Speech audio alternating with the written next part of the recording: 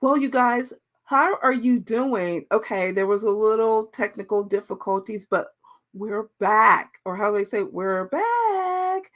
Real good. Quick, everybody. I want to first and foremost welcome you all to another episode of Envision Me podcast. You guys know what we do. We come here every Wednesday for some girl talk. And this week, did you catch what it title is?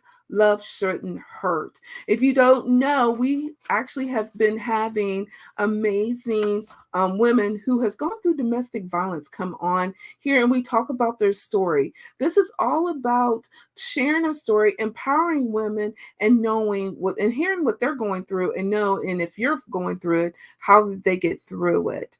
Also, I want you all to know. I know that this is also Breast Cancer Awareness Month. I don't want you to think that I am shying away from this, but I wanted us to talk about domestic violence. So I have an amazing guest that will come on here and share her story. If you have any questions, comments, or concerns about what we're talking about, or if you would like to share a little bit, drop it in the feed. And if you would like to have some girl talk with our guests and connect with her on a personal level, let me know. I'm definitely all about that. I want to respect your space.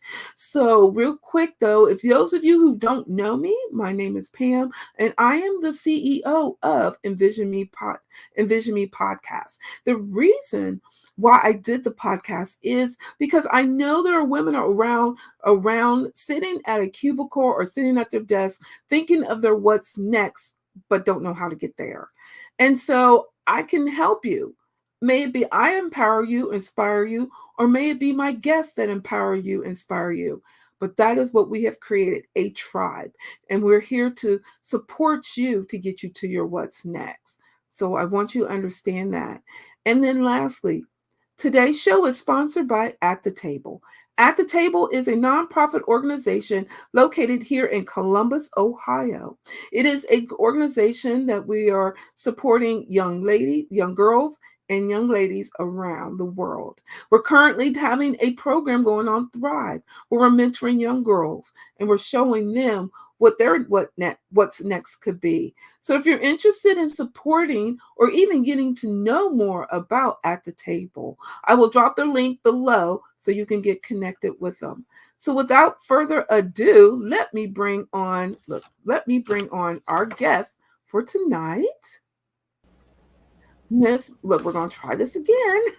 Miss Marie, and how are you doing? I am doing well. How are you doing? Look, after all the technical difficulties, I am still doing great. Thank you. Wonderful. So real quick, tell our audience a little bit about yourself. I was born here in Columbus. My father was the pastor of a church here. My brother and I grew up as PKs, pastors' kids. Um, I went away to college at Fisk University for 3 years, and then I transferred to Ohio State and graduated in computer science. So today's technology issues are things that you would think I would know how to handle, but technology has evolved so much since the time that I last worked, and now I'm retired. So I don't even know what the technology is today. I know that's right. I totally get it. And I'm still in the corporate world, and I'm like, let me think about this for a minute. Wait, okay, I think I got it. Right. I totally get what you're saying. So, as we're talking about today, is all about love hurts, and we're talking about domestic violence. Before we get into your story, I want everybody to understand. I did some research on statistics, and it shows that nearly 20 people per minute are abused some type of way, which that is about 1 in 4 women and 1 in 9 men who are face severe domestic violence some way or some type. I don't know if you all were able to catch some of the past guests on, as I said, I was wanted women to come on here to tell their story. it's not only a spouse that can abuse you. One of our guests was abused by her grandmother, and then there was some that was abused by their uncles. So abuse comes in all shapes and sizes, as well as all individuals. So I want you all to recognize it does happen and be aware. But without that, without us being talking about it here on Girl Talk, you would never know. So this is why we're doing this today. So Marie, tell everybody a little bit about your story. Sadly, My experience with domestic violence started as a result of a dream I had um, when I was going to Fisk. My roommate was from Atlanta, so sometimes I would go home with her, and we would have a wonderful time with her and her friends. And also, I got to see the kind of living that blacks were doing in Atlanta. They had many, many beautiful neighborhoods with beautiful homes. And I'm not talking about ordinary homes like I live in now, but just gorgeous homes. So I wanted to be a part of that. And I saved my money after college. I saved for 3 years. And then finally, I moved to Atlanta. And when I moved there, my roommate had gotten married by that time. All her friends had gotten married. So I really didn't have anybody to hang out with. And I was rather lonely. I was lonely for several months until I met this tall, handsome young man that was sounded very intelligent, looked intelligent. He wore a suit every day except Saturday. And he was well thought of by the people that knew him. He was um, also uh, very nice to me. He had a red sports car. We ride around that in Atlanta. He would take me somewhere every other day. We'd go somewhere. It could be an educational event. It could be just going to somebody's house, or it could be a chess meet, or there were a lot of different things that we would do. So I was just enthralled. He met my need because I had been lonely and alone, and he just filled that need for me. So we dated for a whole year, and we had a wonderful time. He was even tempered, he was courteous, and almost a year to the day after we started dating, he hit me. I was shocked. Didn't realize at first that it was a real slap, but he apologized, and I said, "Okay, I know that's not you because I've been knowing you all this time, and you wouldn't do that." But a month later, he hit me again, and this one was a hard backhand slap that left a bruise on my cheek. Um, I was so angry when he did that. I was so angry. Told him we were through. I never see him again, and I went to see the minister of the church that we had been attending to try to understand what is this with people, adults hitting other adults, and the minister said, "Well." He's just jealous. And if you marry him, he won't be jealous anymore. And I followed that bad advice and I got married to him. And it wasn't very long after our marriage before I realized he was still going to be abusive. He was going to get worse and worse every time because it got worse and worse. And I was now in that sisterhood of abused women. And I had to figure out what to do. One of the things that abused women go through is you've dated this really nice person for so long, and then they do this thing to you, and you want to get past that and get back to that person who was really nice. And so you believe anything they say, uh, that they'll do that. They'll be better. They won't do that again. And so you want to stay when they say that. So you mentioned my book. My book is called Want to Go, Want to Stay, because that's the push and pull that exists for abused women. You want to go when someone mistreats you, but as soon as you realize maybe I can get them back, that old person that was good to me, then you want to stay. And so you end up, some people leave and come back. Most people leave and come back. The average number of times that an abused woman will leave and return is 7 times. And that average is, some people leave and return 1 time, and some people leave and return 15, 20, 30 times. So that's how you get into that whole push and pull. thing that your friends don't understand because they realize what's going on. They want you to leave right now. Hmm. So true. So what made you leave? What made you say no more? Because like you said, some women stay, some women. So what really made you leave? The last beating was very severe. It left me with deformities, defects that I have today still.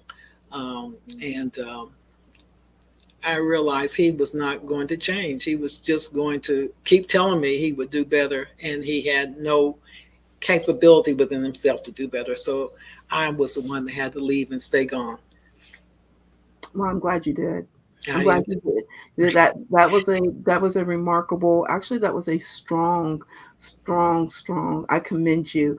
Um, that you did that because like you said there's so many women that are still staying with that individual hoping that they would change and they don't Right. and and it's sad that we're seeing women um and for a while they're seeing women die from this on a daily basis. Yes. So I'm glad that we're sitting down here having some girl talk about domestic violence and understand that it hurts and understand that it comes from just not your spouse or your significant other. It can come from your, like I said, I had someone who said it came from her grandmother. Hmm. It could come from your brother. It can come from anybody, but knowing that it's to get out is just I commend I as I told the other guests, I commend you all because that's a strong, you have that bond with that individual. Now you got to cut that bond and cut that string and it's forever. That's hard, but so necessary and so needed. So Yes. I kudos to you and thank you for doing that. Thank you that you did it and thank you for sharing your story because I want women to understand that are sitting at their table facing it and they're like I don't know what to do. I don't even know who else can do it. So say for instance there is somebody that is facing domestic violence right now as they hear us or listening to us, what would be your piece of advice to them? My advice is now there are resources which you can go to, people that will help you when you're in this situation, people that will listen to you. And they won't try to get you to leave because most women who are in that situation don't want to hear you must leave him because they know that they want that other person to come back, so they don't want to hear you talk about you must leave him. They want to know what they can do to try to make this thing work. So the if you call the 800 number, the 799 safe SAFE number, Yeah. uh, they will listen to you as often as you want to talk to them. They will not pass judgment on you, but they will try to get you to understand that there may be a time when you have to leave quickly. Maybe you're coming back, but you have to leave quickly because your life is in danger. And they want you to understand what you will need when that happens. You will need to change your clothes. You will need money. If you have children, you will need their school information, their insurance information. So they will help you talk through what can you do to put aside these things in a place that your abuser will not know that you're even planning this, because that will be trouble right there if that Yeah. person knows. So that is what I think is important, that they will help you with a safety plan. How can you escape safely?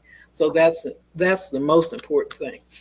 Second most important is that I hope that anyone who is in this situation will get a friend who understands what needs to happen here. My thought right after I left my husband was to tell people, just get out, just get out, just get out. That's not what your friend needs to tell you. Your friend needs to say, I am here for you. I will listen to you. Tell me everything that happened. What do you want to do from here on out? And never pass judgment. That person will just listen and be there. Maybe that's their safe place. If the abuser doesn't know about that, maybe that's the place where they can go. But that person who will listen to you and just help you as you sort through your feelings, as you sort through the changes that you're going to go through. Um, so those are two things I think would be important. I love that. I love that. Well, let's talk a little bit about your book. Yes, um, I I started writing. Well, one of my goals when I retired was to write a book, any book, And I thought it was going to be a novel, and I couldn't come up with any good storylines. So I thought about the fact that everything I've ever written, and I've written a lot of short stories, short essays, everything I've ever written has been um, about my life. And I said, okay, what in my life has been interesting? And then I thought about this. This thing is very, very interesting. It's a compelling story. And I said, no, I don't want anybody to know about that story. I've been willing to tell people about the story if they were in that same situation because I wanted to know they were not alone. Here's somebody who's gotten out. Here's somebody who understands what you're going through. Uh, but God seemed to be leading me to tell this story. So I finally gave up and said, okay, I will tell this story. I don't want to do that, but I will tell this story. So I started writing, and it took me 3 years of writing it. I wrote it 14 different ways before I finally came up with the final version and published it in 2018. And so So what's the book again? Name of the book again? the name of the book is Wanna Go, Wanna Stay. And the subtitle is My Journey in a Season of Abuse. And where can they find the book? The book is available on Amazon, through Barnes and Noble. Any place that you buy books, they can get this book for you. Is widely available. There are even some libraries that have it available. It's on ebook. It's also on in paperback. So Yeah. it is available to anybody who wants it. Absolutely. So you guys got to grab the book. I'm starting to read it. I don't know if you guys caught, but I had to put it down because my grandson wanted me to read his book. So now that he's in the bed, I'll be able to read grandma's book. But you guys got to grab this book. If you guys are interested in wanting to even just have some girl talk, remember Maria talked about, sometimes you just want someone to listen, just giving that listening ear. We do that here at Envision Me. But if you want to talk to someone who is going through, who has gone through, and who's able to guide you or help you, Maria's here. Just DM me and say, Pam, I already know what you mean, and I will connect you to. All right. And so, you know what? Our time has came and gone. No, I promise you, really has came and gone. Came and gone here, and I want to thank you for sharing your story. I want everyone to understand that love shouldn't hurt, and knowing that it can come from anybody. Any loved one or significant other that we're with, and know that the signs of what domestic violence is. May it be physical, may it be mental, may it be the verbal. There's just abuse comes in so many forms and fashions. But before we close down, is there anything you would like to leave the audience with? I like to make sure that if you find out about somebody who is in a domestic violence situation, please be their listening ear. And the person that you probably don't know about is right on your block. One out of every four women. That means that in your block of maybe 10 houses, there are two people that are at least who are involved in this. It crosses all races, all economic groups, all cultures, all religions.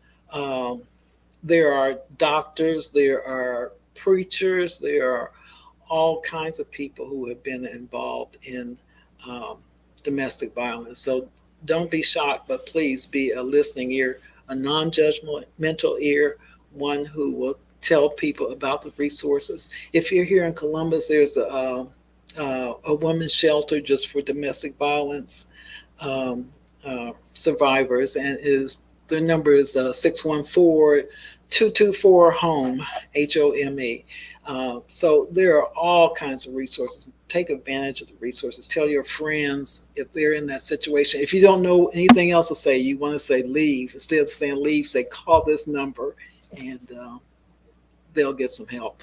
Absolutely. Well, everybody, hello, Regina. Thank you for joining us. You've been I'm glad you're out here commenting. I hope you guys have been catching her comments as Maria is sharing her story. Well, you guys, I want to thank you all for even stopping by. And I'm glad you guys are stopped by to listen to our segment, our series of Girl Talk this month. It was so important that I really wanted you to understand that love shouldn't hurt. And knowing that we can actually talk about it. This was what this was about, to make you aware of it. This is to empower you and inspire you. And knowing that we can fight this together, you know, and I've created this vessel where we are here to listen, right? And so I want you all to know we're here to listen. If you would like to connect to Maria about and needing someone to listen to her, and that you guys can connect on a totally different level, I get it. Just say Pam, and I'll definitely connect you. So as you guys know, you know how I always do it. I'm always out here telling you guys that, you know, you only have one life to live, you guys. Live your life. Live your life. You only get it one time. We don't get a second one. We don't get, okay, I'll get it, I'll do it again. We get one life. So live your life and live it to the way you want to live it, not for somebody else.